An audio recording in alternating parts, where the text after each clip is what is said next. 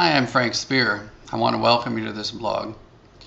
This time we're going to go into part 2 of our discussion on recession and restorative dentistry. You know, in the previous section I talked about the fact that there's many factors that occur which influence whether recession happens or not. The most important being bone levels. If the bone's present, you're not going to get recession. But there are others, such as the biotype of the tissue. Is it thick or thin? The position of the tooth within the alveolus, the size of the root relative to the alveolar housing, and what I talked about as a good determining factor for risk is sulcus depth. And what we basically talked about was the fact that when we have shallow sulcus depth, we really don't have much risk of recession.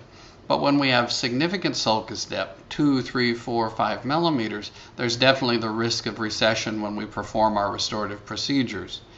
And so for myself, what I want to do now is talk to you about what we do with those higher risk patients.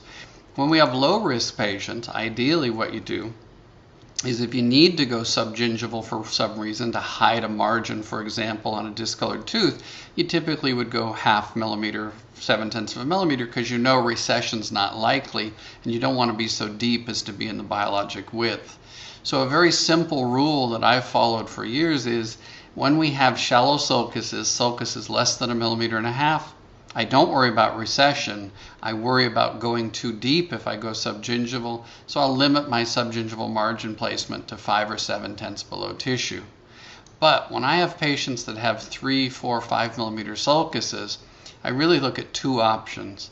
The first one is I know I have a patient that's at high risk of recession, and what I know is the recession won't go into the bone, the recession won't go into the attachment. So typically I'll go half the depth of the sulcus below tissue. For example, if I had a 3 millimeter sulcus, I'd go 1.5 millimeters subgingival, knowing that if we get recession, it's unlikely it's going to recede to 1.5 millimeters or 1 millimeter sulcus depth.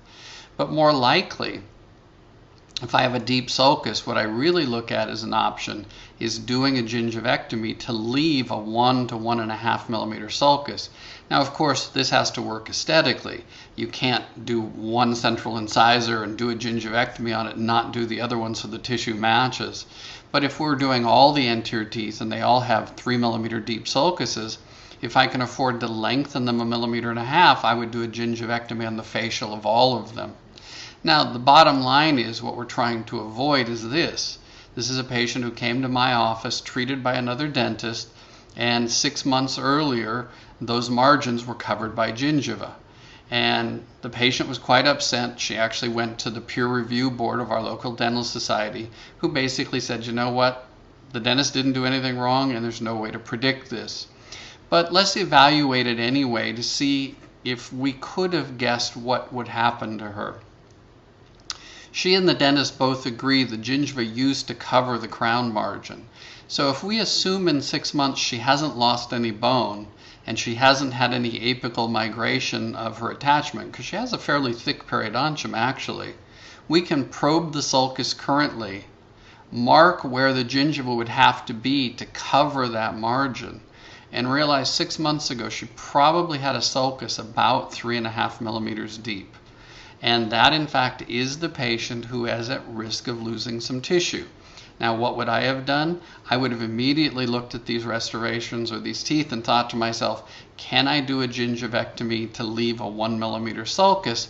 Because, in fact, what's going to happen is that tissue is going to rebound. It's not going to recede. It won't recede into the attachment. It won't recede into the bone. So this patient was willing to have me redo the treatment for her, but she wanted me to assure recession wouldn't happen again. Obviously, I can't guarantee she won't get bone loss. I can't guarantee that the attachment might not migrate, but I can really minimize it by doing what? By performing a gingivectomy. And how much tissue did I remove? I removed tissue till my probing depth was 1 millimeter. And then I put my margin 0.5 millimeter below the gingival level. Now what I expect to happen is the gingiva is actually going to grow back over my margin. So I did the gingivectomy to a 1 millimeter sulcus depth, did it on all the anterior teeth, then put my margin 0.5 millimeter below tissue. Here's what my temporary looked like 4 weeks later. The tissue is actually moving coronally. Here you can see I removed the temporary at 4 weeks just to look at where my margin was so I could visually see how the tissue was reacting. And here's the same patient 5 years later. So for me, these simple rules have been very helpful through the years at helping me to stay out of trouble. Shallow sulcuses, I don't really worry about recession, I worry about violating the attachment. Deep sulcuses, I do worry about recession.